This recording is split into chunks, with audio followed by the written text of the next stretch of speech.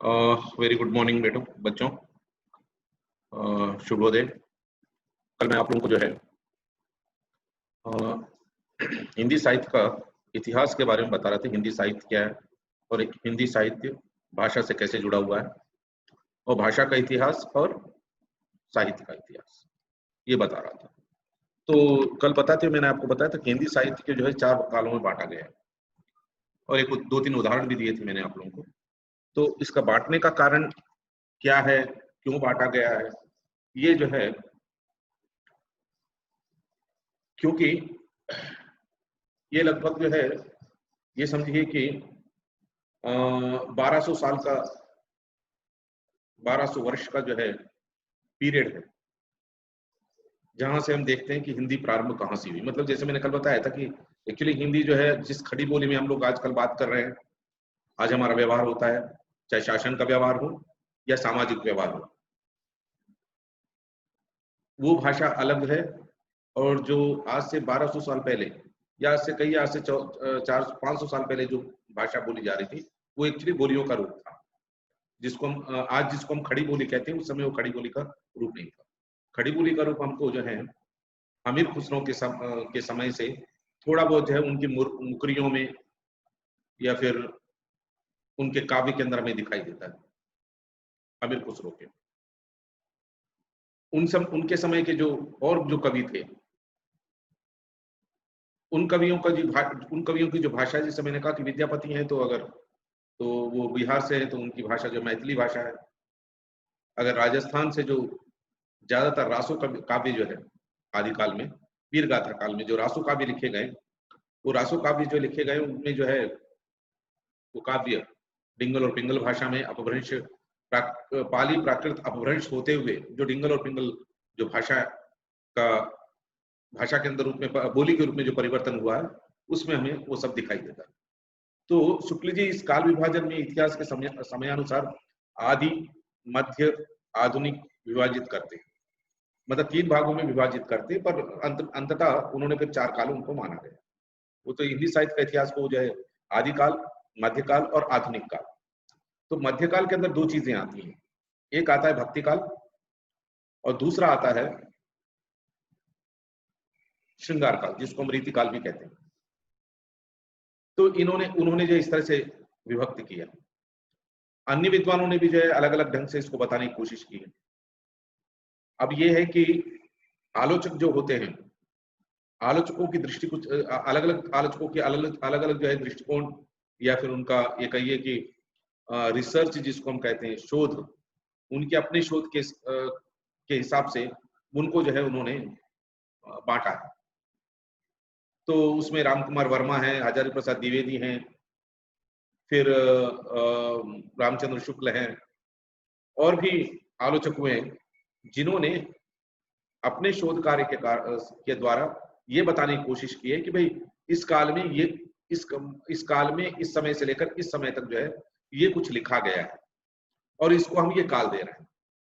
अब हो सकता है कि जो समय सीमा जो बांधी गई है इस काल को, इन समय सीमा में जो है परिवर्तन हुआ। जैसे राहुल सांकृत्यायन, वो जो है इसको जो है सिद्ध सामंत काल मानते हैं। तो सिद्ध सामंत काल कारण ये था कि 10वीं शताब्दी या कहिए 8वीं 9वीं 10वीं शताब्दी में उत्तर भारत की तरफ, या इधर कहिए बंगाल की तरफ, या थोड़ी बहुत जगह जो है दक्षिण भारत में भी चारवाक मत, शैव मत का और चारवाक मत का जो है बहुत ज्यादा प्रभाव था। तो उस प्रभाव के कारण जो उस समय की रचनाएं हो रही थी सिद्ध संतों द्वारा, सिद्ध साधकों के द्वारा, तो उस काल में जो रचनाएं हो रही थी उसको उन्होंने लेकर राहुल सांकृत्यायन ने उसको सिद्ध और सामंत काल माना है। सिद्ध काल इसलिए कि सिद्धों के द्वारा, संतों के द्वारा जो रचनाएं हो रही थी। सामंत काल इसलिए था कि भारत की जो एकता थी उस समय बटी हुई थी। राजनीतिक एकता कहेंगे हम, सामाजिक और सांस्कृतिक एकता की बात अलग हो जाती है, इसको राजनीतिक एकता की बात करते हैं। तो राजनीतिक एकता में जो है छोटे छोटे राजा, बड़े बड़े राजा, और आपस में युद्ध हो रहे थे, और युद्धों के अंदर वो जो युद्ध हो रहे थे वो तो चारण रहते थे, जो सामंतों के पास या बड़े राजाओं के पास या छोटे राजाओं के पास, वो चारण जो है उस राजा के पास जो है एक राजाश्रित कवि थे, उनके आश्रित में रहने वाले कवि थे। इसलिए जो है अपने अपने राजाओं के गुणगान के लिए उन्होंने कविताएं की हैं, पुस्तकें लिखी हैं, और उसमें उनके युद्धों का वर्णन किया है, उसमें उनके विवाहों का वर्णन किया है, उसमें उनके जो किस तरह से वो एक राजा की लड़की से एक राजा दूसरे राजा की पुत्री से जो है वो प्रेम विवाह करते हैं, या प्रेम करते हैं, या प्रेम करने के बाद अगर वो अपनी पुत्री को नहीं देता है तो वो राजा नहीं देते हैं, तो ये राजा जो जाकर उस पे किस तरह से आक्रमण करते हैं, और आक्रमण के बाद होता है कि दोनों में से कोई नष्ट हो जाए, फिर उनकी जो है पुत्री से विवाह करना या फिर संधि हो जाए। ये सब चीजें जो उन उस समय के काव्य में लिखा गया है। इसीलिए जो है इसको वो सिद्ध सामंत काल कहते हैं, राहुल सांकृत्यायन, हजारी प्रसाद द्विवेदी आदि काल मानकर चलते हैं। और रामचंद्र शुक्ल जो है वो इसको वीर गाथा काल के नाम से जानते हैं, क्योंकि उस समय जो है बहुत सारी जो रासों की किताबें महाकाव्य लिखे गए, उसमें सबसे अंत में जो लिखा गया ये कहिए सबसे मुख्य जो रासो है वो पृथ्वीराज रासो, जो चंद्रबरदाई ने लिखा, और पृथ्वीराज चौहान के समय उनके पात्र उस काव्य के पात्र, उस महाकाव्य के पात्र ही जो है वो ये है, क्या कहेंगे हमें इन्हें, पृथ्वीराज चौहान है। और इसी समय जो है पद्मावत भी लिखी गई इसी पीरियड के अंदर। तो इसके बाद पद्मावत लिखी गई। तो उस समय जो चारण काल में, जैसे वीर गाथा काल कहा है, फिर उसको चारण काल भी कहा गया। तो वीर गाथा काल इसलिए कि वीरों की गाथाएं लिखी गई हैं, और चारण इसलिए कहा गया उसको क्योंकि मैंने जैसे कल बताया था आपको कि चारण और भांड एक दूसरे से पर्यायवाची शब्द हैं। तो इन लोगों ने जो अपने राजाओं के जहां जिस राजा के पास ये आश्रित कवि थे, इन लोगों ने अपने राजाओं के बारे में अतिशयोक्ति से भरे हुए काव्य लिखे। अब ये मान के चलते पृथ्वीराज चौहान की उम्र जो है बहुत बहुत ज्यादा उम्र नहीं थी, और उनकी मृत्यु हो गई थी। पर उनकी छोटे से जीवन काल में जो है ये माना गया कि चंद्रबरदाई में 56 जो है उन्होंने युद्ध लड़े। तो एक व्यक्ति जो है उस समय 56 युद्ध, एक राजा 56 युद्ध कैसे लड़ सकता है? पर अतिशयोक्ति, जैसे मैंने कहा कि अपने काव्य के अंदर इन्होंने इतनी ज्यादा अतिशयोक्ति का वर्णन किया है कि कभी कभी असंभव सा लगता है। तो ठीक है, वो उनका हम उसमें जो इतिहास कम है, कल्पना ज्यादा है। इन सभी के जो वीरगाथा काल के समय में जो भी काव्य लिखे गए उसके अंदर कल्पना और अतिशयोक्ति बहुत ज्यादा है, इतिहास हमें कम मिलता है। तो इसी कारण जो है फिर जब इतिहासकार और साहित्यकार ये दो अलग अलग चीजें हो जाती हैं। जब साहित्यकार जो है साहित्य के माध्यम से शोध करते हुए इतिहास को ढूंढने की कोशिश करता है, तो कहीं ना कहीं सफल तो होता है पर पूरी तरह से सफल नहीं हो पाता। और जो शुद्ध जो इतिहासकार है वो जो है साहित्य के माध्यम से और शिलालेखों के माध्यम से, या फिर ये कहिए कि और अन्य माध्यम जो है उनके द्वारा वो जब इतिहास को ढूंढते हैं, इन लोगों के बारे में पता करते हैं, तो देखते हैं कि साहित्य में जो लिखा गया वो और शुद्ध इतिहासकारों ने जो शोध किया वो, उसमें जो कहीं ना कहीं कॉन्ट्रडिक्शन, मतलब जो है ये समझिए कि टकराव सा महसूस होता है। हमें लगता है कि जो साहित्य में लिखा गया क्या उतना सही है। जैसे कि परवर्ती काव्य में, जैसे मैंने कहा पद्मावत जो लिखा गया, तो पद्मावत जो है हम देखते हैं कि इतना ज्यादा कपोल कल्पित है, कल्पना से युक्त है। कपोल कल्पित नहीं कहेंगे, कल्पना से युक्त है कि कभी कभी में लगता है कि सचमुच ऐसा हुआ क्या चित्तौड़ जहाँ के ये लिखा गया है। तो उसमें इतिहास भी है, समाज भी है। उस समय का समाज कम है, जैसे मैंने कहा कि सिर्फ राजाओं की बातें हुआ करती थी। तो उस समय उनका जो है जो उसके जो पात्र हैं, रतन सेन वगैरह या पद्मावत वगैरह, जो भी पात्र उसके अंदर आए उस महाकाव्य के अंदर, तो वो भी वहां पर हमें दिखाई देता है कि कल्पना ज्यादा है, इतिहास कम है। तो ये चीज है। और वो अंततः कल्पना जो है इतने हजारों सैकड़ों सालों से आती हुई जो समाज के अंदर जो है लोक गाथाओं के नाम पर लोक गाथाओं के माध्यम से जो हमारे आज तक हमारे आज के समय तक, वर्तमान समय तक वो जब पहुंचता है, तो जो है वहां पर कभी कभी जो है ये कहिए कि संघर्ष की बात आ जाती है कि सत्य किसको माने, इतिहास को सत्य माने, या फिर जो साहित्य के अंदर कल्पना और अतिशयोक्ति, इतिहास भी है, कल्पना भी और अतिशयोक्ति भी है, तो इसको हम सही माने। तो ये चीजें हमें महसूस दिखाई देती। तो इस तरह से हम ये देखते हैं कि इस काव्य के अंदर जो है, इन काव्यों के अंदर जो है मतलब दो चीजें, एक तो भाव पक्ष और कला पक्ष। कला पक्ष इसलिए मैं कहूंगा कि इसमें जो लिखा गया है वो रीतिबद्ध कविताएं हैं या नहीं, छंद और अलंकार, छंद और अलंकारों को लिया गया क्योंकि लोक गाथाओं की कविताएं हैं। ये जो जो भी महाकाव्य लिखे गए लोक गाथा के रूप में है। और ये वहां पर जैसे मैंने कहा चारण और भांड जब लिखते थे तो ये कवियों के साथ गायक भी हुआ करते थे, तो कला थी उसमें और भाव भी थे। बिगर भाव की तो कोई मतलब जो काव्य रचना ही नहीं हो सकती। भाव पक्ष और कला पक्ष दोनों ही हमें बहुत अच्छी तरह दिखता है। पर इसमें एक चीज है कि हम नामकरण का जो हमने वीर गाथा काल नाम रखा या सिद्ध सामंत काल नाम रखा या संधि काल नाम रखा या फिर ये कहिए कि आदिकाल नाम रखा, तो इसका औचित्य क्या है? तो औचित्य इस रूप में है कि मानकर चलते हैं आदिकाल जो है नामकरण आचार्य शुक्ल ने दिया और आचार्य प्रसाद जी ने भी इसको माना है कि हाँ जी, इन्होंने जो आदिकाल कहा है, हिंदी का आदिकाल माना है, तो ये अपने आप में सही है। क्योंकि वहां से ही हमें देखते हैं उस समय से, मतलब क्योंकि भारतीय हिंदी साहित्य का इतिहास की बात कर रहे हैं तो हिंदी कहाँ से प्रारंभ हुई, तो जहां से प्रारंभ हुई उसको आदिकाल कहना मतलब पहला जो कदम है उसको मानकर हम चलते हैं। तो नामकरण का जो औचित्य है वो ठीक है। पर जब इसको बाद में आने के बाद रामचंद्र शुक्ल जब इसको वीरगाथा काल के नाम से कहते हैं, वो भी अपने आप में सही है। क्योंकि काव्य जो है वीरगाथाओं के बारे में, राजा राजाओं के, राजा रजवाड़ों के बारे में लिखा गया है, तो वीरों की गाथाएं लिखी गई हैं। और आदिकाल इस रूप में है कि क्योंकि हिंदी का पहला रूप हमें वहां मिलता है, जो पहला रूप है उसका चाहे डिंगल हो, पिंगल हो, मारवाड़ी भाषा हो, या फिर राजस्थान के अंदर जहां से ये लिखना प्रारंभ हुआ है, या फिर दूर राजस्थान से बहुत दूर बिहार में जहां पर दूसरे कवि भोजपुरी और मैथिली में लिख रहे थे, या फिर उस समय जो है उत्तर प्रदेश के अंदर ये पूरा बेल्ट है उत्तर प्रदेश, उत्तर भारत का, वहां पर जो कविताएं लिखी जा रही थी या काव्य की रचनाएं हो रही थी। और जब हम हिंदी साहित्य की बात करते हैं तो हमें ज्यादातर रचनाएं जो है राजस्थान के आसपास, आज का राजस्थान नहीं, आज के राजस्थान से उस समय का राजस्थान बड़ा था, उसमें हरियाणा का भी भाग था, उत्तर प्रदेश का भी भाग था, और उसमें पंजाब का भी भाग था, और थोड़ा बहुत जो गुजरात का भी भाग था। ये सब भावों को लेकर मतलब आज का राजस्थान से वो उस समय का राजस्थान बहुत बड़ा था।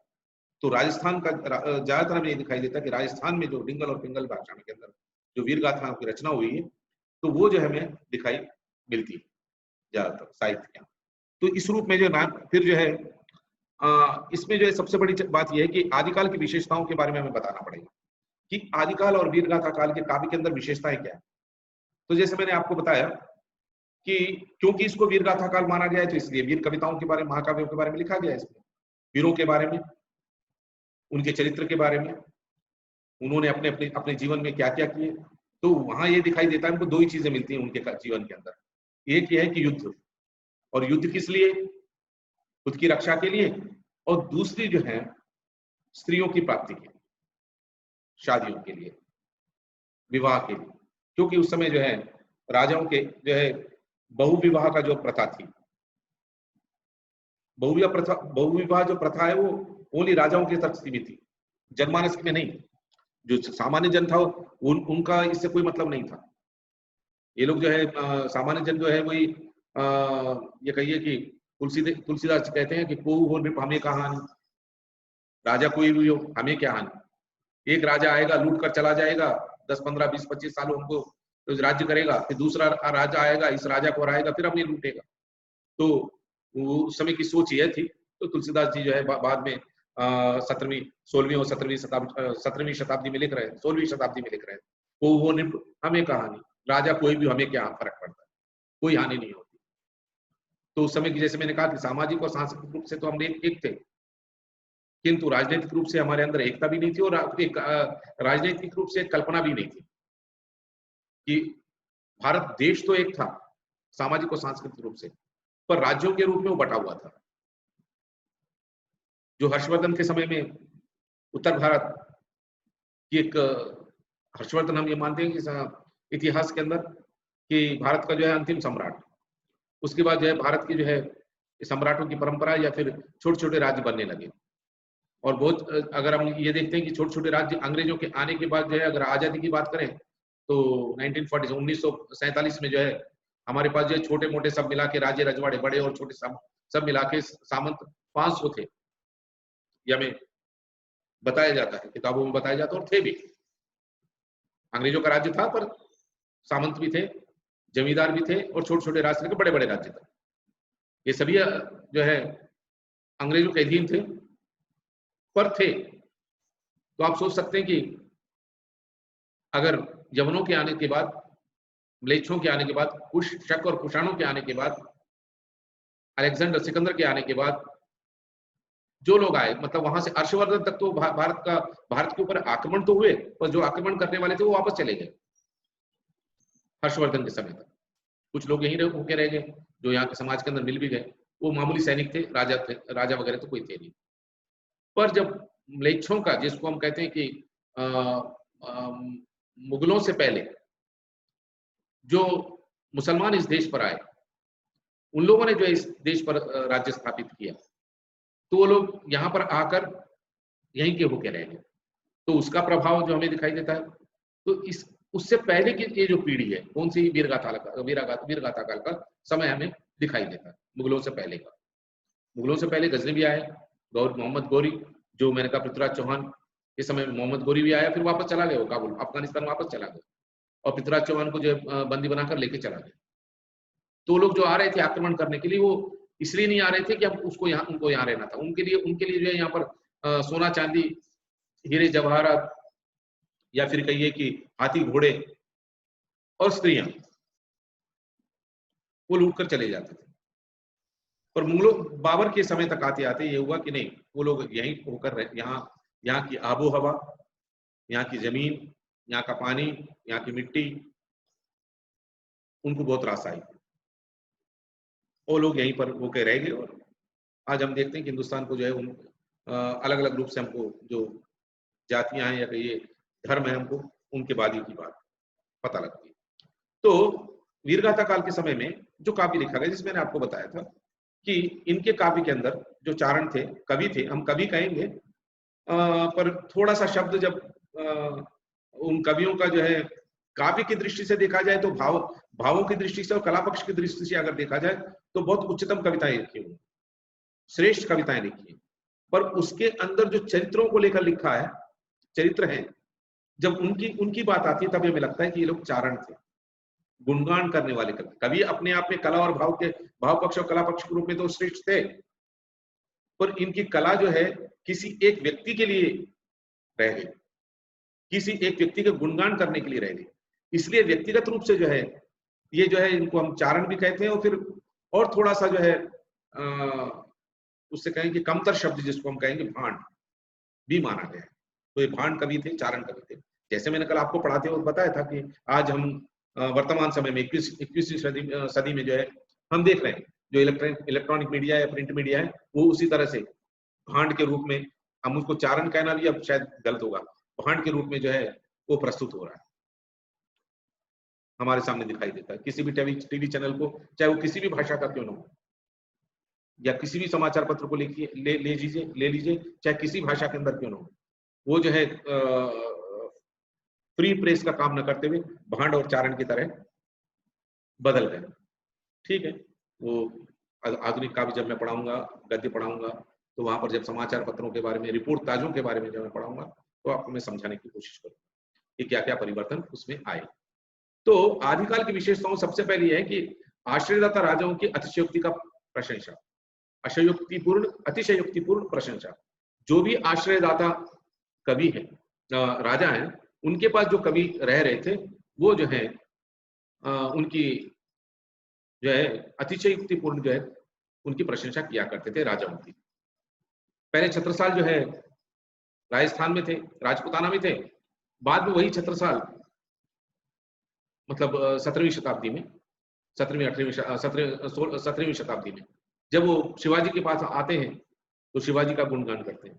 शिवाजी के पास आने से पहले जब वो राजपुताना मध्य प्रदेश में थे अपने राजा के पास, तो उनका गुणगान करते थे। तो कहने का मतलब ये है कि उस समय के जो राजा कवि थे, चारण थे, जो भांड थे, वो जिस राजा के पास रहते थे उसका गुणगान करते थे। अगर उस राजा के दरबार से वो चले जाकर कहीं दूसरी जगह चले जाएं, तो वहां पर वो लोग गुणगान करते थे। ये उनकी जो है विशेषता थी। तो इन विशेषताओं के कारण क्या था, कला पक्ष और भाव पक्ष तो बहुत अच्छा था, पर व्यक्तिगत रूप से वो जो है एक अपने आश्रयदाता जो राजा थे उनका ही वो लोग गुणगान करते थे, और इस कारण जो है अतिशयोक्ति ज्यादा है, प्रशंसा भी है और अतिशयोक्ति भी है। तो इनके काव्य के अंदर एक और चीजों का वर्णन हमें मिलता है, युद्धों का। जैसे मैंने कहा कि जो समय के राजा थे वो आपस में लड़ रहे थे एक दूसरे से। उर्दू में एक शब्द आया है, एक कहावत है, जर, जोरू और जमीन। पृथ्वी के पैदा होने से लेकर, मतलब पृथ्वी तो पहले पैदा हुई, करोड़ों साल पहले पैदा हुई, मनुष्य के पैदा होने के बाद, इस धरती पर मनुष्य के पैदा होने के बाद, जब मनुष्य सामाजिक रूप से या अपने एक सामाजिक परिवार और सामाजिक समाज की जब उसने स्थापना प्रारंभ की मनुष्य ने, तो उसके पास तीन चीजों के लिए लड़ने की जरूरत पड़ी उसे। तो कहते हैं जर, जोरू और जमीन। जर का मतलब होता है धन। वो धन किसी रूप में हो सकता है, सोने के रूप में हो सकता है, चांदी के रूप में हो सकता है, हीरे जवाहरातों के रूप में हो सकता है। फिर कहते हैं जोरू, स्त्री। यहाँ जोरू का जो है शाब्दिक अर्थ जो है पत्नी को लिया गया है, उर्दू के अंदर जोरू पत्नी को कहते हैं, पर यहाँ व्यापक रूप से उस शब्द का अर्थ है स्त्री, कोई भी स्त्री हो सकती है। जैसे हम देखते हैं रामायण, स्त्री, सीता को रावण अपहरण करके ले गए इसलिए युद्ध हुआ रामायण। वहां उससे पहले सुग्रीव और बाली, जब राम बाली को मारते हैं, क्योंकि सुग्रीव की पत्नी जो थी तारा थी, उसको बाली ने हरण कर लिया था। स्वयं अपने भाई की पत्नी को, छोटे भाई की पत्नी को उन्होंने हरण किया, स्त्री। फिर हम बहुत पीछे फिर आगे आके देखते हैं तो महाभारत, द्रौपदी ने जो दुर्योधन का अपमान किया, और उसके बाद जो है दुर्योधन किस तरह से द्रौपदी का अपमान करते हैं, चीरहरण करते हैं। उसके बाद पूरा जो है एक महाभारत जो कुरुक्षेत्र का युद्ध है, मतलब एक ही कारण है, उसमें बहुत सारे कारण थे, उसमें से एक कारण फिर स्त्री। उसके बाद जब मैंने कहा कि पृथ्वीराज चौहान जो वीरगाथा का काल के समय का सर्वश्रेष्ठ काव्य है चंद्रबरदाई का पृथ्वीराज रासो, उसके अंदर भी वही संयोगी था, स्त्री। जयचंद की पुत्री को अपहरण कर लेते कन्नौज जाकर पृथ्वीराज चौहान। फिर जयचंद जो है मोहम्मद गोरी से हाथ मिलाता है और पृथ्वीराज चौहान को हरा देता है, और पृथ्वीराज चौहान की मोहम्मद गोरी उसको बंदी बनाकर ले जाते हैं अफगानिस्तान, और वहां उनकी मृत्यु हो जाती है, मरण को प्राप्त हो जाते हैं। तो फिर स्त्री, संयोगिता। तो तीन हैं, जब मनुष्य पैदा हुआ और मनुष्य ने समाज को स्थापित किया, पहले परिवार को स्थापित किया, उसके बाद समाज को बनाया। तो जो भी युद्ध हुए, जो भी ये कहिए कि कारण थे युद्ध के, आज तक भी, कि जर, जोरू और जमीन। जर का मतलब पैसा, जो मैंने कहा हीरे, चांदी, सोना, हीरे जवाहरात वगैरह। फिर जोरू स्त्री, और जमीन, फिर कहते हैं जमीन मतलब लैंड, भूमि की लड़ाई। अगर 1947 में भारत के दो टुकड़े हुए, पूर्व पाकिस्तान, पश्चिम पाकिस्तान और भारत, उस तब से लेकर अब तक जो है हम पाकिस्तान से 4 बार युद्ध लड़ चुके हैं। 1971 में भूमि और भाषा के कारण जो है, भाषा और भूमि को लेकर ही जो है बांग्लादेश जो है अपनी अस्मिता को लेकर जो है बांग्लादेश पाकिस्तान से अलग हो गया। तो ये रूप हमें दिखाई देता है रंजीत। तो इस रूप में हम ये देखते हैं कि युद्धों का सुंदर और सजीव वर्णन मिलता है हमें, युद्धों का जो है सुंदर और सजीव वर्णन इन काव्यों के अंदर। ऐसा लगता है कि इन चारण कवियों ने, फोन आया था मैंने कट कर दिया, चल रहा है क्या देखो। इन चारण काव्यों के अंदर हम देखते हैं कि युद्धों का बहुत सुंदर वर्णन हुआ और सजीव वर्णन, क्योंकि कवि जो है युद्ध में स्वयं जाते थे। चलो हाँ, युद्धों के अंदर कवि जो है अपने राजाओं के साथ स्वयं जाते थे और देखते थे युद्ध कैसे हो रहे हैं। तो इस युद्धों का जो है सुंदर और सजीव वर्णन हुआ है, और साथ साथ जो है इन काव्यों के अंदर वीर रस का और श्रृंगार रस का समन्वय है। तो युद्धों का वर्णन था, इसलिए तो वीरता का वर्णन होगा ही, और सुंदरता का वर्णन इस रूप में आया है कि क्योंकि स्त्रियों के कारण युद्ध हुए ज्यादातर, तो इसलिए जो श्रृंगार वर्णन हुआ है, क्योंकि कवि जो है उन स्त्रियों के बारे में टाइम बैठो बच्चों, नहीं डिस्टर्ब करता, जस्ट चेयर। हाँ, तो जैसे मैं बता रहा था आप लोगों को कि श्रृंगार का वर्णन इसलिए हुआ है क्योंकि उस समय जो है कवि आसपास के जितने भी राजा हुआ करते थे उनकी पुत्रियों के बारे में, या फिर ग्रामीण स्त्री कोई भी हो सकती है, ग्राम की कोई अच्छी सुंदर स्त्री, उसका वर्णन इतना ज्यादा करते थे राजा के सामने बैठकर काव्य के माध्यम से। वो राजा जो है उस स्त्री को प्राप्त करने के लिए युद्ध करने के लिए जाता था, या फिर उस स्त्री को प्राप्त करने के लिए वो चाहे ग्रामीण स्त्री हो या किसी राजा की पुत्री हो, तो उसको प्राप्त करने के लिए वो जाते थे। तो इन काव्यों के अंदर वीरता का तो वर्णन है, युद्धों का वर्णन तो है ही, साथ साथ जो है श्रृंगार का वर्णन है, स्त्री का वर्णन है। और स्त्री का जो है सांगोपांग मतलब नख से लेकर शिर तक इन्होंने वर्णन किया है अपने काव्य के अंदर। फिर इस काव्य के अंदर मैंने जैसे आपको पहली जब इंट्रोडक्शन दे रहा था मैं बता रहा था इनकी इन कहानियों के अंदर, इन काव्यों के अंदर जो है ऐतिहासिकता का अभाव है और कल्पना ज्यादा है। अगर इन काव्यों के अंदर हम इतिहास को ढूंढने जाएंगे तो इतिहास जो है अपने आप में पूर्ण रूप से हमें मिलेगा नहीं, और उसके अंदर कल्पना जो है, कल्पना की उड़ान जो इतनी ऊंची हुई है कि उसके अंदर इतिहास कहां से गायब हो गया पता ही नहीं चलता। जैसे मैंने कहा कि पृथ्वीराज चौहान के अंदर जो है 56 युद्ध दिखाए हैं पृथ्वीराज चौहान के, अब उनकी उम्र ही जो 40-45 साल नहीं थी, और वो जो है 56 युद्ध कैसे कर सकते थे। और ऐसे समय में 56 युद्ध, क्योंकि उस समय युद्ध करने के लिए, युद्ध लड़ने के लिए कम से कम सालों लग जाते थे, उसकी तैयारी के लिए भी और युद्ध लड़ने के लिए भी, और उसके बाद जो युद्ध के बाद जो सैनिकों की क्षति है या फिर आर्थिक क्षति है उसको पूर्ण करने के लिए बहुत समय की जरूरत पड़ती थी। जो राजा छोटे छोटे थे उनका अपना राज्य बहुत छोटा छोटा हुआ करता था, तो ऐसे समय में पृथ्वीराज चौहान जो है 56 युद्ध कैसे कर सकते हैं। तो कल्पना आप अपने आश्रयदाता राजा की जो है, उनकी आश्रयदाता राजाओं की जो है अतिशयोक्तिपूर्ण वर्णन करते हुए, उनके युद्धों का, उनकी वीरता का अतिशयोक्तिपूर्ण वर्णन करते हुए इन लोगों ने इतिहास को एक तरह से दरकिनार कर दिया, दूर कर दिया। तो इनके काव्यों के अंदर ऐतिहासिकता की जो है उपेक्षा हुई है और कल्पना का प्राचुर्य। फिर कहते हैं कि वीर गाथाओं में भावान्वेष का अभाव। मैंने जैसे कहा कि इनके काव्य में कला पक्ष और भाव पक्ष का अच्छा जो है वर्णन मिलता है। कला पक्ष जो साहित्य का है कि साहित्य कैसा होना चाहिए, उसमें छंद अलंकार वगैरह सब है या नहीं, कला पक्ष। और भाव पक्ष तो इनके अंदर जो है कहीं कहीं जो है मतलब काव्य को लिखने के लिए सभी भावों की जो जरूरत होती है उन भावों को न लेकर उन्होंने दो भावों का जो है ज्यादातर लिया है, एक वीर रस का प्रभाव, दूसरा श्रृंगार रस का प्रभाव। तो श्रृंगार रस के अंदर संयोग और वियोग तो होंगे अपने आप में, तो इनका जो है वर्णन बहुत ज्यादा दिया है। फिर कहते हैं भाषा और शैलीगत विशेषताएं। भाषा, क्योंकि उस समय यहाँ भाषा शब्द कहते हैं पर हम बोलियां कहेंगे, क्योंकि भाषा का रूप अपने आप में एक बोली का रूप था उस समय। तो जैसे कहा डिंगल और भिंगल राजस्थान में जो कविताएं लिखी जा रही थी उस भाषाओं के अंदर। तो भाषा और शैलीगत विशेषताओं में क्या है, वीर गाथा काल के समय में जो काव्य लिखे जा रहे थे वो जो है प्रबंध काव्य थे और चरित्र काव्य थे, और मुक्तव काव्य भी कहीं कहीं लिखे गए। चरित्र काव्य मतलब प्रबंध काव्य जहां पर एक महाकाव्य के रूप में उन्होंने लिखा है, वहां पर जो है समाज भी है और अलग अलग चीजें भी आ गई हैं, और एक राजा का विशेषता तो होगी। फिर कहते हैं चरित्र काव्य, जैसे मैंने कहा रासो, जिसको हम बाद में अंत में कहते हैं चरित्र काव्य, रासो के रूप में लिखेंगे।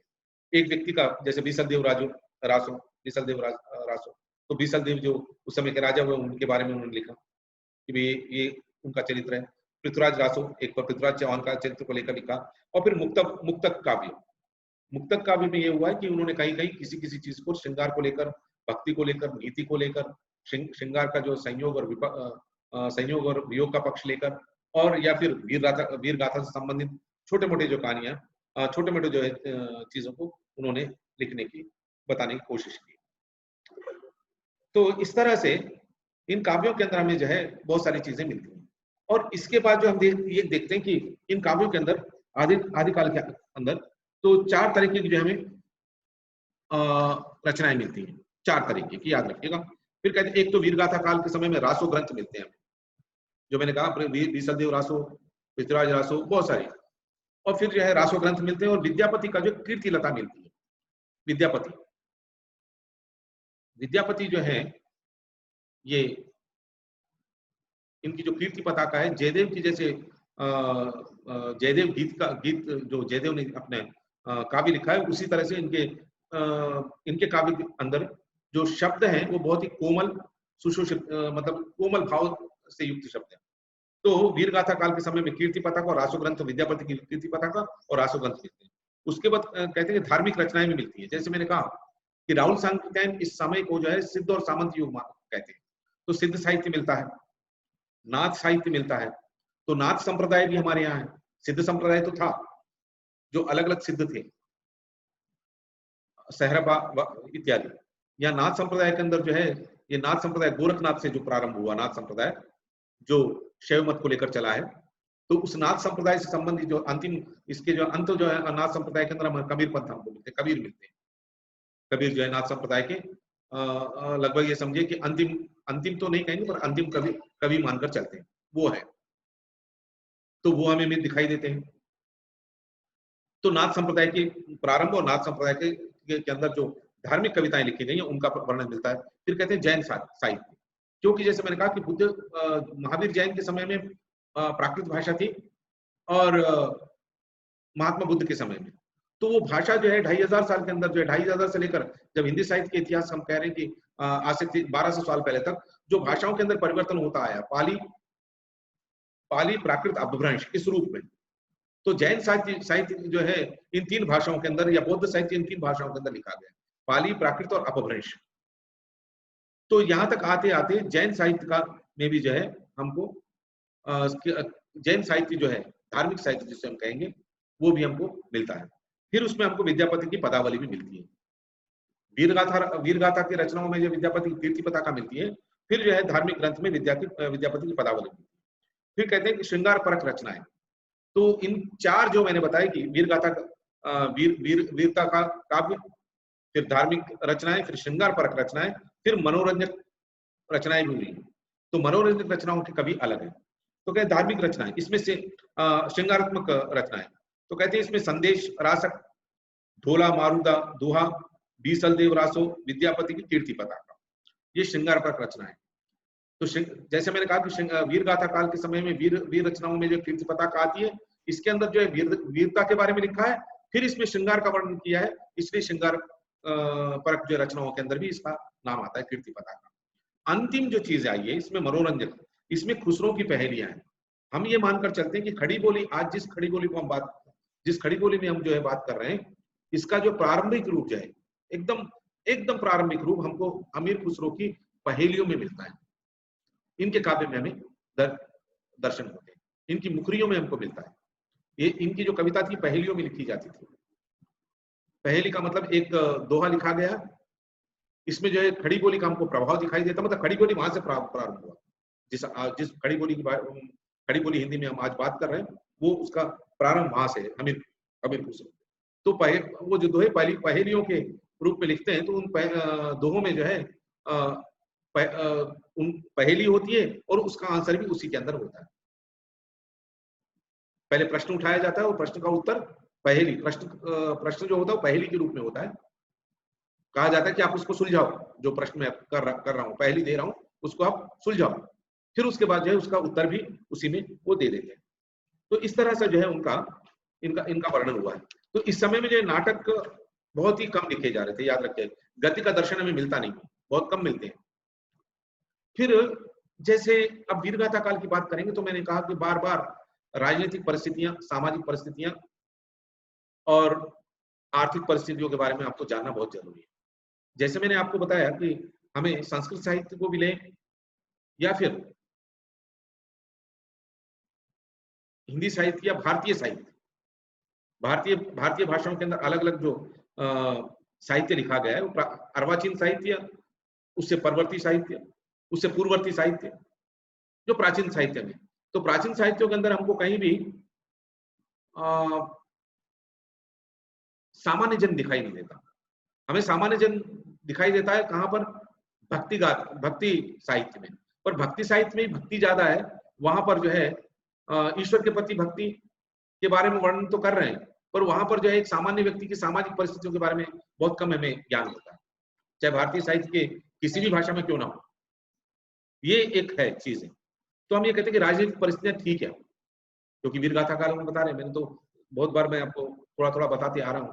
तो वीरगाथा काल के समय में ये देखिए कि जो भी राजा हुए हैं, क्योंकि भारतीयता की भावना जो थी उस समय सामाजिक रूप से और सांस्कृतिक रूप से तो थी, राजनीतिक रूप से भारतीयता की भावना नहीं थी, जिसकी कल्पना ये समझिए कि आधुनिक काल में आकर हुई। अंग्रेजों के आने के बाद जो एक भारतीयता की भावना, मतलब 1857 के बाद एक देश की बात, एक कल्पना, एक राजनीतिक रूप से एक देश की जब कल्पना प्रारंभ हुई, उससे पहले जो ये कहेंगे कि जैसे कि मुगलों के समय में उनके सामने कल्पना थी, ये देश जो है भारत एक हिंदुस्तान है, हिंदुस्तान को हमको एक साथ रखना है, उनके पास थोड़ी बहुत कल्पना थी। फिर भी उस समय दक्षिण के अपने अपने राजा थे, बंगाल के अपने राजा हुआ करते थे, मतलब एक दूसरे से लड़ रहे थे। एक देश की कल्पना, भौगोलिक रूप से जो कल्पना थी, भूगोल तो था वहां, भौगोलिक रूप से भारत हमको दिखाई दे रहा था। उस भारत के अंदर आज का पाकिस्तान है, बांग्लादेश है, भूटान है, एक तरह से देखिए कि नेपाल है, तिब्बत भी उसी के अंदर था, कश्मीर भी उसी के अंदर था, और थोड़ा बहुत अफगानिस्तान का जो भाग जिसको हम कहते हैं आज हिंदू कुश पर्वत, वहां तक हिंदुस्तान की जो कल्पना की गई। क्योंकि अकबर और अकबर से पहले जो बाबर, हुमायूं, अकबर तक जो है हिंदू कुश पर्वत था उनका जो है साम्राज्य फैला हुआ था। तो एक बहुत बड़ा हमें एक भौगोलिक रूप हमें दिखाई देता है, पर राजनीतिक रूप से हम लोग एक नहीं थे। राजनीतिक रूप से हम एक दूसरे से लड़ रहे थे, छोटे छोटे राजा। जिस तरह से कहावत है कि तालाब में रहने वाला बड़ा मगरमच्छ जो है छोटी मछलियों को खा जाता है, या फिर तालाब में रहने वाली बड़ी मछली छोटी मछली को खा जाती है। तो हमारे यहाँ जमींदार थे, सामंत, जमींदारों के ऊपर सामंत थे, सामंतों के ऊपर जो है राजा थे, वो राजा जो छोटे छोटे अपने अपने, मगध का राजा अलग, मालवा का राजा अलग, राजपुताना का राजा अलग, कन्नौज का राजा अलग, फिर उधर इधर चले जाइए गुजरात में उनका राजा अलग, या फिर दूर दक्षिण में चले जाइए तो वहां पर चोल वंश अलग, पांड्य वंश अलग, मतलब अलग अलग वंशों की जो है अलग अलग राजा। और इन लोगों के राजाओं की जो है कभी कभी जो है एक राजा जो है एक ही जो है वंश तक ही जिंदा रहता था, एक ही वंश तक उसका राज्य चलता था, उसके मरने के बाद फिर राज्य जो है बंटवारे बट जाते थे, एक दूसरे से लड़ते थे। इस रूप में हमारी आज राजनीतिक परिस्थिति पूरे हिंदुस्तान के अंदर, जिस जिस भारत की बात हम आज कर रहे हैं, इस भारत के अंदर पहले पाकिस्तान और अफगानिस्तान, जैसे मैंने साफ कहा कि सब मिले हुए थे, पर ये लोग पूरी तरह से बटे हुए थे। राजनीतिक रूप से हम एक दूसरे से लड़ रहे थे। तो इस लड़ाई के कारण जो है युद्धों का वर्णन वीरगाथा का समय मिलता है। तो वो वर्णन कौन कर रहा है? कवि कर रहा है, चारण और भाण कर रहे हैं। तो ये चारण और भाण जो है उस राजा के, जिस राजा के आश्रय में रहते थे, उस आश्रय में रहने वाले राजा की जो है अतिशयोक्तिपूर्ण, कल्पना से युक्त, अति कल्पना के साथ उनका वो वर्णन करते थे। अब हम कहते हैं सामाजिक स्थिति। अब सामाजिक स्थिति जैसे मैंने कहा तुलसीदास जी ने लिखा है, को नृप हमें कहानी, राजा कोई भी हमें क्या करे, क्योंकि सभी राजा एक ही जैसे सांपनाथ वैसे ही नागनाथ। हिंदी में कहावत है कि सांपनाथ वही काम है, अब बस सांप और नाग में फर्क ये है कि वो अलग अलग जाति के, पर काम तो वही करेंगे। अगर हम आधुनिक समय में, आज के समय में देखें तो हम वही देखते हैं कि पार्टियों के आधार पर जो है सत्ता हर 5 साल में जो है इलेक्शन उनके बाद बदल जाती है, पर काम उनका कोई बदलता नहीं। जो पहले करता था जनता के साथ अन्याय, आज भी वही दूसरा भी आने के बाद वही अन्याय कर रहा है। तो उस समय भी तुलसीदास कह रहे थे कि वो नृप हमें कहानी, हमें कोई हानि नहीं होती, कोई भी राजा क्यों ना हो, हमें सबको कर देना है, सबकी हमें सेवा करनी है, सबकी बात हमें सुननी है, चाहे। तो यहाँ पर तुलसीदास इस दोहे को क्यों लिख रहे हैं? इसलिए लिख रहे हैं कि उस समय तक आते जाते मुगलों का साम्राज्य हिंदुस्तान पर स्थापित हो चुका था ज्यादातर भागों में, और जनता क्या सोच रही थी उस समय कि को हो नृप, राजा चाहे मुगल हो, मुसलमान हो, हिंदू हो, कोई और हो, हमें क्या फर्क पड़ने वाला है, हमें तो कोई फर्क नहीं पड़ने वाला। तो यहाँ फर्क करने का मतलब जो है ये है कि हमारी गरीबी को कोई दूर नहीं करेगा, भुखमरी को कोई दूर नहीं करेगा, हमारे दुखों को दूर नहीं करेगा, हमें जो परेशानी है वो परेशानी हमारे साथ हमेशा रहेगी। राजा कोई भी हो, चाहे हिंदू आएगा तो वो हिंदू राजा आएगा तो वो भी वही करेगा, और हम जो आज हम पर जो मुगल शासक जो है शासन कर रहे हैं वो भी वैसे ही करेंगे। तो फर्क तो कोई पड़ने वाला नहीं। तो सामाजिक स्थिति के रूप में हमको ये दिखाई देता है। दूसरी बात ये थी कि सामाजिक स्थिति के अंदर कि वीरगाथा काल के अंदर एक और सबसे बड़ी चीज थी, जैसे मैंने कहा कि वीरगाथा का काल के कवि जो थे वहां पर स्त्रियों को जो है जौहर की बात करते हैं। तो जौहर कौन? राजाओं की पत्नी है। अगर राजा वीरगति को प्राप्त हुआ तो जैसे ही पता लग जाता है कि वीर गति प्राप्त हुआ है राजा, तो वहां उनकी जो रानियां हुआ करती थी, जो राजमहल में रहती थी, वो जो है 1 हो, 2 हो, 10 हो, 15 हो, 20 हो, तो उस समय तो ये मानकर चलते थे कि जितने ज्यादा रानियां होंगी उतना बड़ा जो है राजा माना जाता था। तो वो सब के सब जौहर करते थे। तो सामाजिक रूप से स्त्री को जो है जौहर बहुत अच्छा माना गया, उस समय माना जाता था कि वहीं से सती प्रथा प्रारंभ होती है। बाद में जो है जिसका विरोध ईश्वर चंद्र विद्यासागर, राजा राममोहन राय जो बंगाल के थे, उन लोगों ने उसका विरोध किया, क्योंकि वो जो है राजाओं से लेकर फिर बाद में जो है हुआ ये कि राजपूताना में, राजपूत जो घरों में जो है ये जो है परिपाटी चली आई, छोटे छोटे घरों में भी, कि पति के मरने के बाद पत्नी जो है वो आत्मदाह, जिसको हम एक्चुअली वहां पर उसको जौहर कहा गया है, पर आज के शब्द में उसको हम कहेंगे आत्मदाह। तो ये सब चीजें हमको मिलती हैं। धार्मिक स्थिति के रूप में हम ये मानते हैं कि 2500 साल पहले जो जैन मत और बौद्ध मत प्रारंभ हुआ, और उसके बाद जो है शैव मत का प्रभाव रहा, चारवाक मत का प्रभाव रहा। जैसे मैंने कहा कि इस वीरगाथा काल के समय में, वीरगाथा काल के समय में जो वीरगाथा काल के समय में जो है जैन धर्म की संबंधित जो है साहित्य, धार्मिक संबंधित साहित्य की रचना हुई। नाथ संप्रदाय से लेकर, नाथ संप्रदाय के अंदर, नाथ संप्रदाय एक तरह से निर्गुण ईश्वर को मानने वाला, हठयोग को मानने वाला, गोरखनाथ जो हठयोगी थे, तो उसके अंदर हठयोग को मानने वाले, निर्गुण संप्रदाय के अंदर भी ज्ञान के द्वारा ईश्वर को प्राप्त करने की बात करते हुए हठयोग के द्वारा शरीर को दुख देकर जो है आत्मा शरीर को दुख देकर आत्मा के द्वारा परमात्मा को प्राप्त करना, हठयोग के द्वारा ईश्वर को प्राप्त करना, इस चीज की उसमें बात की। और इन सब का मूल कहां पर है? बौद्ध धर्म में हमें दिखाई देता है। और फिर कहते हैं कि सिद्ध जो संत हुए, सिद्ध साधक हुए, वो लोग भी हठयोग को लेकर चल रहे थे। तो नाथ संप्रदाय और सिद्ध संप्रदाय, तो इन साहित्यों के अंदर हमको जो है धार्मिक साहित्य के अंदर ईश्वर को किस तरह से प्राप्त किया जा सकता है, तो ईश्वर को प्राप्त करने की साधन क्या क्या है, उनको किस तरह से प्राप्त किया जा सकता है, तो उसके अंदर हठयोग अलग अलग तरीके के जो है बातों के बारे में इसमें दर्शाया गया। फिर इसमें जैसे मैंने कहा, अब ये जो सिद्ध थे ये 84 सिद्ध रहे, याद रखिएगा। उसमें शबरपा, लुइपा, कुकुरिप्पा, डोम्बिबा आदि महत्वपूर्ण है। और नाथ संप्रदाय में जो है नवनाथों को माना गया। इसमें मत्स्येंद्रनाथ पहले थे, गोरखनाथ, गहनीनाथ, कफीनाथ आदि। तो इन्होंने निर्गुण निराकार की स्थापना की, निर्गुण निराकार के ईश्वर की स्थापना करते हुए वीरगाथा काल के समय में एक तरह से देखा जाए तो इन्होंने निर्गुण ईश्वर की स्थापना की बात की है। मतलब निर्गुण ईश्वर के, निराकार ईश्वर की बात करते हुए इन्होंने जो है हठयोग के बारे में इन्होंने बताया। सांस्कृतिक परिस्थितियां और साहित्यिक परिस्थितियां, ये जो है मैं आप लोगों को कल पढ़ाऊंगा, क्योंकि जैसे मैंने कहा कि पहले मैंने आपको जो है आदिकाल के कवि, हमें वीरगाथा काल के कवि जो है हमारे सिलेबस के अंदर, पाठ्य पुस्तकों में या पाठ्यक्रम में रखा नहीं गया, पर वीरगाथा काल के साहित्य, क्योंकि हिंदी साहित्य का इतिहास हम पढ़ा रहे हैं, इसलिए वीरगाथा काल को पढ़ाना उचित है। क्योंकि उसको छोड़कर फिर भक्ति काल में अगर आ जाएंगे तो हमें पता नहीं चलेगा कि उससे पूर्ववर्ती जो काव्य लिखा गया उसका रूप क्या था, हमें पता नहीं चलेगा। तो इस तरह से हमें वीरगाथा काल के अंदर जो है मैं कल के जो है मैंने पाठ में जो है आप लोगों को कल के जो उसमें व्याख्यान में कहिए या फिर विषय को लेकर मैंने साहित्य के बारे में बताया था। आज जो है मैं आप लोगों को आदिकाल के बारे में मैं थोड़ा सा परिचय दिया है, और कल फिर मैं रंजीत, कल जो है मैं आपको आदिकाल को समाप्त करूँ। बहुत बहुत धन्यवाद।